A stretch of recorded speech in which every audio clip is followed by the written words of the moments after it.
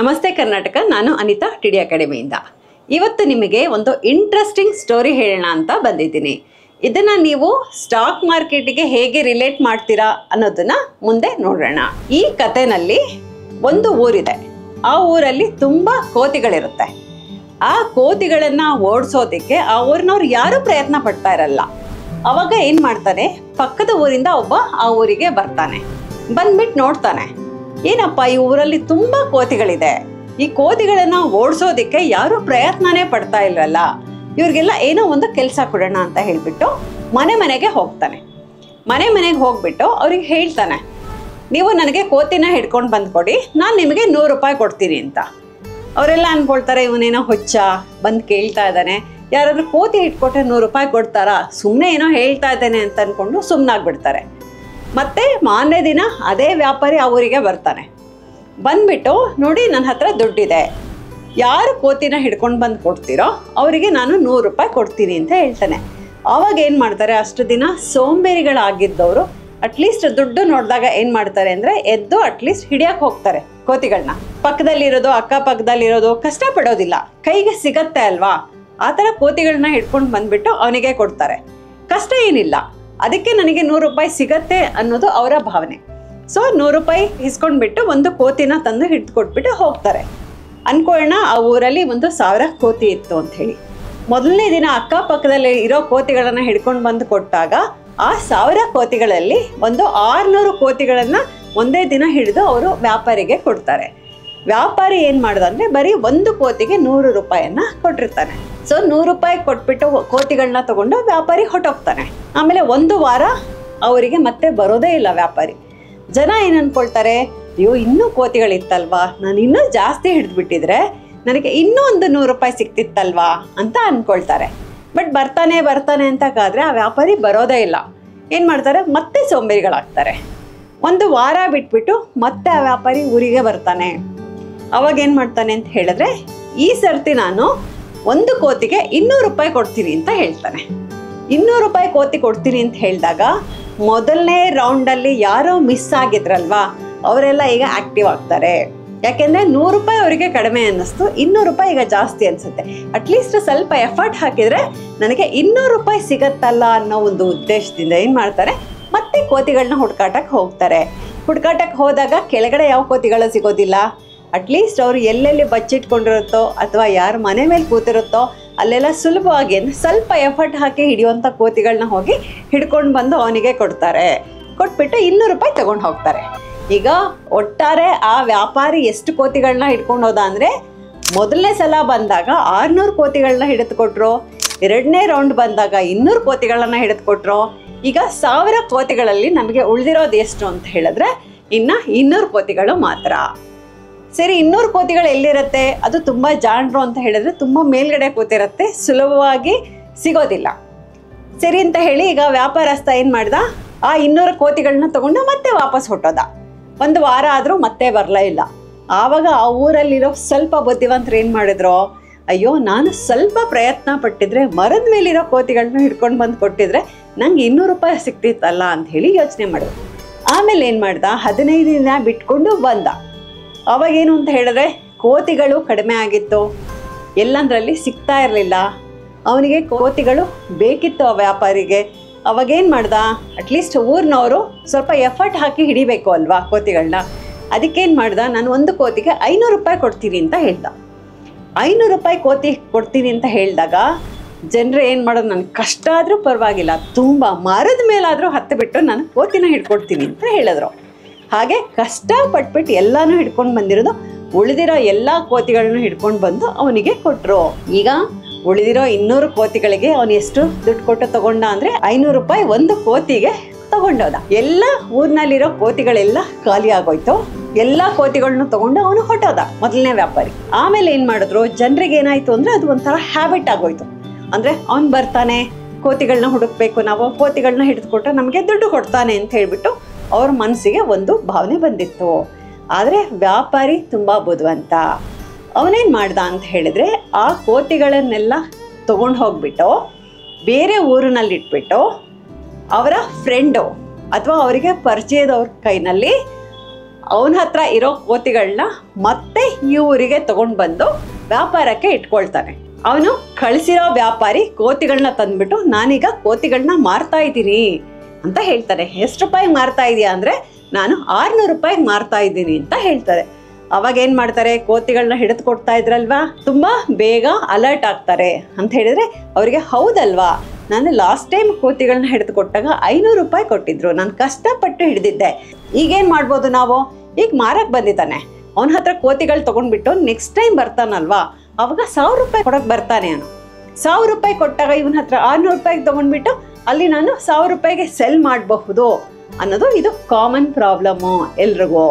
ಹಾಗಂತ ಹೇಳಿ ಕೋತಿಗಳನ್ನ ಊರಿನವರು ಅವ್ರ ಹತ್ರ ಇರೋ ದುಡ್ಡೆಲ್ಲ ಸೇರಿಸ್ಬಿಟ್ಟು ಅವನ ಹತ್ರ ಇರೋ ಎಲ್ಲ ಕೋತಿಗಳನ್ನೂ ತೊಗೊಂಡ್ಬಿಡ್ತಾರೆ. ತೊಗೊಂಡ್ಬಿಟ್ಟಾಗ ಏನು ಮಾಡ್ತಾನೆ ವ್ಯಾಪಾರಿ, ಏನು ಮಾಡ್ತಾನೆ, ಕೋತಿಗಳನ್ನೆಲ್ಲನೂ 600 ರೂಪಾಯಿಗೆ ಸೆಲ್ ಮಾಡಿಬಿಟ್ಟು ಅವನು ಊರಿಗೆ ದುಡ್ಡು ತೊಗೊಂಡು ಹೊರಟೋಗ್ತಾನೆ. ಬಟ್ ತೊಗೊಂಡಾಗ ಎಲ್ರಿಗೂ ಕೋತಿ ಸಿಗತ್ತಾ? ಇಲ್ಲ. ಅದರಲ್ಲಿ 50% ಯಾರಿಗೆ ಕೋತಿ ಸಿಕ್ಕಿರತ್ತೋ ಅವರು ಖುಷಿಯಾಗಿರ್ತಾರೆ. ಆದರೆ ಯಾರು ಸಿಕ್ಕಿಲ್ವೋ ಅವರಿಗೆ ನಾನು ತೊಗೊಂಡಿದ್ರೆ ಚೆನ್ನಾಗಿರ್ತಿತ್ತು ಅನ್ನೋ ಭಾವನೆ ಬರುತ್ತೆ. ಅಂದರೆ ಇಲ್ಲಿ ಡಿಮ್ಯಾಂಡ್ ಕ್ರಿಯೇಟ್ ಮಾಡ್ತಾ ಇದ್ದಾನೆ ಅಂತ ಅರ್ಥ. ಡಿಮ್ಯಾಂಡ್ ಕ್ರಿಯೇಟ್ ಮಾಡಿದಾಗ ಅವರು ವೆಯ್ಟ್ ಮಾಡ್ತಾ ಇರ್ತಾರೆ, ಅಂದರೆ ಅವರು ಕಾಯ್ತಾ ಇರ್ತಾರೆ. ನೆಕ್ಸ್ಟ್ ಯಾವಾಗ ಬಂದು ಅವನು ಕೋತಿಗಳನ್ನ ಸೆಲ್ ಮಾಡ್ತಾನೆ ಅನ್ನೋದನ್ನು ಕಾಯ್ತಾ ಇರ್ತಾರೆ. ಅವಾಗ 1 ವಾರ ಬಿಡ್ತಾನೆ, ಮತ್ತೆ ಆ ಮೊದಲನೇ ವ್ಯಾಪಾರಿ ಇರ್ತಾನಲ್ವಾ, ಅವನ ಫ್ರೆಂಡ್ ಕೈನಲ್ಲಿ ಉಳಿದ 500 ಕೋತಿಗಳನ್ನ ಏನು ಮಾಡ್ತಾನೆ ಅಂದರೆ ಸೆಕೆಂಡ್ ಟೈಮು ಮತ್ತೆ ಸೆಲ್ ಮಾಡು ಅಂತ ಹೇಳಿ ಕಳಿಸ್ಕೊಡ್ತಾನೆ. ಆದರೆ ಈ ಬಾರಿ ಅವನು 600 ರೂಪಾಯಿಗೆ ಸೆಲ್ ಮಾಡಲ್ಲ, 800 ರೂಪಾಯಿಗೆ ಸೆಲ್ ಮಾಡ್ತಾನೆ. 800 ರೂಪಾಯಿಗೆ ಸೆಲ್ ಮಾಡಿದಾಗ ಮೊದಲನೇ ಸರ್ತಿ ಯಾರು 600 ರೂಪಾಯಿಗೆ ಬೈ ಮಾಡಿರಲ್ವೋ ಅವರೆಲ್ಲ ಬಂದು ಈಗ ನನಗೆ ಬೇಕು ಅಂತ ಹೇಳಿ ಬೈ ಮಾಡಲಿಕ್ಕೆ ಶುರು ಮಾಡ್ತಾರೆ. ಸೊ ಇಲ್ಲಿ ಮೊದಲನೇ ವ್ಯಾಪಾರಿ ಏನು ಮಾಡೋದು ಅಂದರೆ ಡಿಮ್ಯಾಂಡನ್ನು ಕ್ರಿಯೇಟ್ ಮಾಡಿ ಬಿಡ್ತಾನೆ ಜನರಲ್ಲಿ. ಜನ ಏನು ಮಾಡ್ತಾರೆ, ನಾನು 800 ರೂಪಾಯಿಗೆ ತೊಗೊಳ್ತೀನಿ, ಪರವಾಗಿಲ್ಲ, ಅವ್ರಿಗೆ 400 ರೂಪಾಯಿ ಮಾರ್ಜಿನ್ ಸಿಕ್ಕರೂ ಸಾಕು, ನನಗೆ 200 ರೂಪಾಯಿ ಮಾರ್ಜಿನ್ ಸಿಕ್ಕರೂ ಸಾಕು ಅಂತ ಹೇಳಿಬಿಟ್ಟು ಅವನ ಹತ್ರ ಇರೋ ಕೋತಿಗಳನ್ನು ಎಲ್ಲ ನನಗೆ ಬೇಕು ಅಂತ ಹೇಳಿ ಎಲ್ಲನೂ ಬೈ ಮಾಡ್ತಾರೆ. ಸೊ ಈಗ ಇದರಲ್ಲಿ ನಾವೇನು ಅರ್ಥ ಮಾಡ್ಕೊಳ್ತೀವಿ ಅಂತ ಹೇಳಿದ್ರೆ, ಸೆಲ್ಲರು 500 ಕೋತಿಗಳನ್ನ 600 ರೂಪಾಯಿಗೆ ಸೆಲ್ ಮಾಡ್ದ, ಮತ್ತು ಇನ್ನೊಂದು ಬ್ಯಾಚಲ್ಲಿ 800 ರೂಪಾಯಿಗೆ 500 ಕೋತಿಗಳನ್ನ ಸೆಲ್ ಮಾಡ್ದ.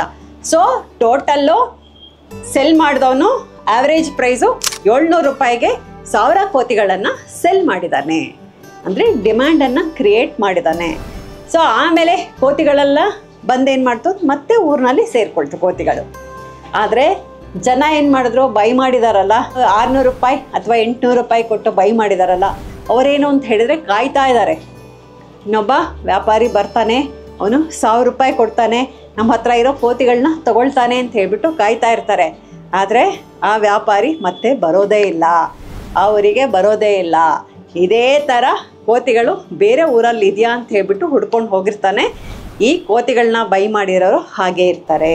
ಆದರೆ ನಿಮಗೆ ಗೊತ್ತಾ, ಆ ವ್ಯಾಪಾರಿ ಅವರಿಗೆ ಬಂದಿದ್ನಲ್ಲ, ಅವನೆಷ್ಟು ಪ್ರಾಫಿಟ್ ಮಾಡ್ದ ಅಂತ ಹೇಳಿ, ಅವನು ಬೈ ಮಾಡಿರೋ ಆವರೇಜ್ ಪ್ರೈಸು 200 ರೂಪಾಯಿ, ಅವನು ಸೆಲ್ ಮಾಡಿರೋ ಆವರೇಜ್ ಪ್ರೈಸು 700 ರೂಪಾಯಿ. ಈ ಡಿಫ್ರೆನ್ಸ್ 500 ರೂಪಾಯಿ ಏನಿದೆ ಅದೇ ಅವನು ಮಾಡಿರೋ ಪ್ರಾಫಿಟ್ಟು.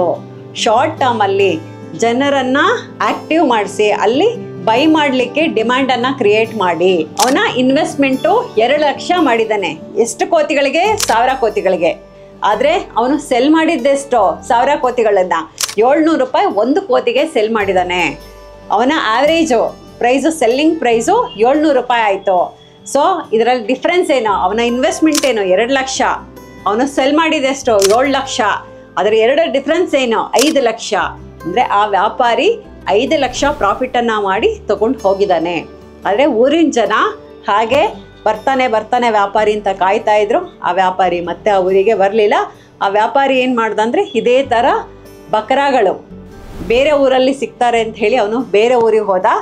ಆದರೆ ಇಲ್ಲಿ ಬುದ್ಧಿವಂತ ವ್ಯಾಪಾರಿ ಏನು ಮಾಡ್ದ ಅಂದರೆ, ಆ ಊರಿಗೆ ಬಂದ, ಆ ಊರಿನವ್ರನ್ನ ಆ್ಯಕ್ಟಿವ್ ಆಗಿ ಅಲ್ಲಿ ಬೈ ಸೆಲ್ಲು ಮಾಡೋದಕ್ಕೆ ಇನ್ವಾಲ್ವ್ ಮಾಡ್ದ. ಮತ್ತೆ ಆ ಊರಿಗೆ ತಂದು ಕೋತಿಗಳನ್ನ ಬಿಟ್ಬಿಟ್ಟ. ಆದರೆ ಅವನು ಅದರಲ್ಲಿ ಪ್ರಾಫಿಟನ್ನು ಮಾಡಿಕೊಂಡು ಹೊರಗಡೆ ಹೋದ. ಸ್ಟಾಕ್ ಮಾರ್ಕೆಟಲ್ಲೂ ಸಹಿತ ಇದೇ ರೀತಿ ಯಾವುದಾದ್ರೂ ಒಂದು ಚಿಕ್ಕ ನಾವು ಇನ್ವೆಸ್ಟ್ಮೆಂಟ್ ಮಾಡಿದರೆ ಅಲ್ಲಿ ಬೈಯರ್ಸು ಸೆಲ್ಲರ್ಸು ಡಿಮ್ಯಾಂಡನ್ನು ಹೇಗೆ ಕ್ರಿಯೇಟ್ ಮಾಡ್ತಾರೆ. ಮ್ಯೂಚುವಲ್ ಫಂಡ್ ಅವರಾಗಿರ್ಬೋದು, FIS ಆಗಿರ್ಬೋದು, DIS ಆಗಿರ್ಬೋದು, ಅಥವಾ HNI ಆಗಿರ್ಬೋದು, ಯಾರು ಅಂತ ನಮಗೆ ಗೊತ್ತಿಲ್ಲ. ಡಿಮ್ಯಾಂಡ್ ಹೇಗೆ ಕ್ರಿಯೇಟ್ ಆಗುತ್ತೆ, ಡಿಮ್ಯಾಂಡನ್ನು ಹೇಗೆ ಕ್ರಿಯೇಟ್ ಮಾಡ್ತಾರೆ, ಆ ಡಿಮ್ಯಾಂಡ್ ಕ್ರಿಯೇಟ್ ಆಗಿರುತ್ತಲ್ವ ಅದು ಜೆನ್ಯೂನಾ ಅಥವಾ ಅದು ನಿಜವಾಗ್ಲೂ ಆ ಸ್ಟಾಕು ವರ್ತ್ ಇದೆಯಾ, ಅಥವಾ ಆ ಸ್ಟಾಕಲ್ಲಿ ಮಾರ್ಕೆಟ್ ಕ್ಯಾಪಿಟಲ್ ಚೆನ್ನಾಗಿದೆಯಾ, ಆ ಕಂಪನಿ ಚೆನ್ನಾಗಿದೆಯಾ, ಇದು ಏನೋ ನೋಡ್ದಲ್ಲೇ ಆ ಕಂಪನಿ ಏನು ಪ್ರೈಸ್ ಮೇಲೆ ಹೋಗ್ತಾ ಇದೆ ಅಂತ ಹೇಳ್ಬಿಟ್ಟು ನಾವು ಅದರಲ್ಲಿ ಇನ್ವೆಸ್ಟ್ಮೆಂಟ್ ಮಾಡಿದ್ರೆ ನಾವುಗಳು ಇದೇ ರೀತಿ ಡ್ರಾಪ್ ಆಗುವಂಥ ಚಾನ್ಸಸ್ಗಳು ತುಂಬ ಜಾಸ್ತಿ ಇರುತ್ತೆ. ಹಾಗಾಗಿ ನಾವೇನು ಹೇಳ್ತೀವಿ, ನಿಮಗೆ ಗೊತ್ತಿಲ್ಲದಲ್ಲೇ ಇರೋಂಥ ಬಿಸ್ನೆಸ್ಸಲ್ಲಿ ನೀವು ಯಾವತ್ತೂ ಇನ್ವೆಸ್ಟ್ಮೆಂಟ್ ಮಾಡಲಿಕ್ಕೆ ಹೋಗಬೇಡಿ. ಈ ಚಿಕ್ಕ ಚಿಕ್ಕ ಕಂಪನಿಗಳಲ್ಲಿ ಮೈಕ್ರೋ ಕ್ಯಾಪು ಅಥವಾ ಚಿಕ್ಕ ಕಂಪನಿಗಳು SME ಆಗಿರ್ಬೋದು ಅಥವಾ ಸ್ಮಾಲ್ ಸ್ಕೇಲ್ ಸೆಕ್ಟರ್ಸ್ಗಳಾಗಿರ್ಬೋದು, ಅಥವಾ ನಮಗೆ ಆ ಹೆಸರೇ ಕೇಳಿರಲ್ಲ, ಮೇಲೆ ಹೋಗ್ತಾ ಇದೆ ಅಂತ ಹೇಳಿದ್ರೆ ಅದರಲ್ಲಿ ಏನೋ ಒಂದು ಇದಿದೆ. ಟೆಕ್ನಿಕಲ್ ಆಗಿ ಆ ಕಂಪನಿ ಸ್ಟ್ರಾಂಗ್ ಇದೆಯಾ, ಅದು ಯಾಕೆ ಮಾಡ್ತಾ ಇದ್ದಾರೆ, ಯಾರು ಮಾಡ್ತಾ ಇದ್ದಾರೆ, ಹೇಗೆ ಮಾಡ್ತಾ ಇದ್ದಾರೆ ಅನ್ನೋದನ್ನು ತಿಳ್ಕೊಂಡು ನೀವು ಇನ್ವೆಸ್ಟ್ಮೆಂಟ್ ಮಾಡಬೇಕು ಅಂತ ಹೇಳೋದೇ ನಮ್ಮ ಈ ವಿಡಿಯೋನ ಉದ್ದೇಶ. ಸೊ ಇದೇ ರೀತಿ ವಿಚಾರಗಳು ನಿಮಗೆ ಇನ್ನೂ ಬೇಕಾ? TD ಅಕಾಡೆಮಿ ವಿಡಿಯೋ ಚಾನಲ್ಗೆ ಸಬ್ಸ್ಕ್ರೈಬ್ ಮಾಡಿ, ಲೈಕ್ ಮಾಡಿ, ಶೇರ್ ಮಾಡಿ. Thank you. ನಮಸ್ತೆ ಕರ್ನಾಟಕ. ನಮ್ಮ ಕೋರ್ಸಸ್ ಜಾಯ್ನ್ ಆಗೋದು ವೆರಿ ಸಿಂಪಲ್. 3 days ವರ್ಕ್ಶಾಪ್ ಇರುತ್ತೆ, ಶುಕ್ರವಾರ, ಶನಿವಾರ ಆ್ಯಂಡ್ ಭಾನುವಾರ. ಸೊ ಶುಕ್ರವಾರ 10 ಗಂಟೆಯಿಂದ 2 ಗಂಟೆ, ಶನಿವಾರ 10 ಗಂಟೆಯಿಂದ 5 ಗಂಟೆ, ಭಾನುವಾರ 10 ಗಂಟೆಯಿಂದ 5 ಗಂಟೆ. 5 ಬ್ರಾಂಚ್ಗಳನ್ನು ಒಳಗೊಂಡಿದೆ. ರಾಜಾಜಿನಗರ, JP ನಗರ, ಯಲಹಂಕ, ಹುಬ್ಬಳ್ಳಿ, ಮೈಸೂರು. ನಿಮ್ಗೆ ಯಾವ ಬ್ರಾಂಚ್ ನಿಯರ್ ಆಗುತ್ತೋ ಸ್ಕ್ರೀನಲ್ಲಿ ಬರ್ತಾ ಇರೋ ನಂಬರ್ಗಳನ್ನು ಕಾಲ್ ಮಾಡಿ. ಸೊ ಅವರೊಂದು QR ಕೋಡ್ ಕಳಿಸ್ತಾರೆ. 500 ರೂಪಾಯಿ ಅಡ್ವಾನ್ಸ್ ಟೋಕನ್ ಬುಕ್ ಮಾಡಿ. ಮೊದಲೇ ಅಡ್ವಾನ್ಸ್ ಬುಕ್ ಮಾಡ್ಕೊಂಡು ಬರೋದು ಒಳ್ಳೆಯದು. Because most of the time housefull ಆಗಿರೋದ್ರಿಂದ ಮೊದಲೇ ಸೀಟ್ ಬುಕ್ ಮಾಡಿಕೊಂಡು ಬರೋದು ತುಂಬ ಒಳ್ಳೆಯದು. ಸೊ ಯಾರ್ಯಾರು ನಮ್ಮ ಕೋರ್ಸ್ಗಳನ್ನು ತಗೊಳಕ್ಕಾಗ್ತಾ ಇಲ್ಲ, ಇನ್ಸ್ಟಿಟ್ಯೂಟ್ಗೆ ಹೋಗೋಕ್ಕಾಗ್ತಾ ಇಲ್ವೋ, ನೀವು ಆನ್ಲೈನ್ ಕೋರ್ಸಸ್ ಸಹ ತೊಗೋಬೋದು. ಈ ಕೂಡಲೇ TD ಅಕಾಡೆಮಿ ಆ್ಯಪನ್ನು ಡೌನ್ಲೋಡ್ ಮಾಡಿ ನಮ್ಮ ಕೋರ್ಸ್ಗಳನ್ನು ಆನ್ಲೈನಲ್ಲೇ ಮೊಬೈಲ್ ಆ್ಯಪ್ ಮುಖಾಂತರ ಉಚಿತವಾಗಿ ಪಡೆಯಿರಿ. ಸೊ ಸಿಗೋಣ ಇದೇ ಶುಕ್ರವಾರ. ನಮಸ್ತೆ ಕರ್ನಾಟಕ. ಸೊ ಸ್ಟಾಕ್ ಮಾರ್ಕೆಟ್ ಬಗ್ಗೆ ನಿಮಗೆ ಗೊಂದಲವಿದೆಯಾ? ಯಾವುದೇ ರೀತಿಯ ಪ್ರಶ್ನೆಗಳಿರಲಿ, ಕನ್ಫ್ಯೂಷನ್ ಇರಲಿ, ಅದಕ್ಕೆ ಕ್ಲಾರಿಟಿ ಕೊಡೋದಕ್ಕೆ TD ಅಕಾಡೆಮಿಯ ಗ್ರಾಹಕ ಸೇವಾ ಸಿಬ್ಬಂದಿ ಜೊತೆಗೆ ಈ ಕೂಡಲೇ ಕರೆ ಮಾಡಿ ನಿಮ್ಮ ಪ್ರಶ್ನೆಗಳಿಗೆ ಉಚಿತವಾಗಿ ಸಲಹೆಗಳನ್ನು ಪಡೆಯಿರಿ. Thank you. ಜೈ ಹಿಂದ್, ಜೈ ಕರ್ನಾಟಕ.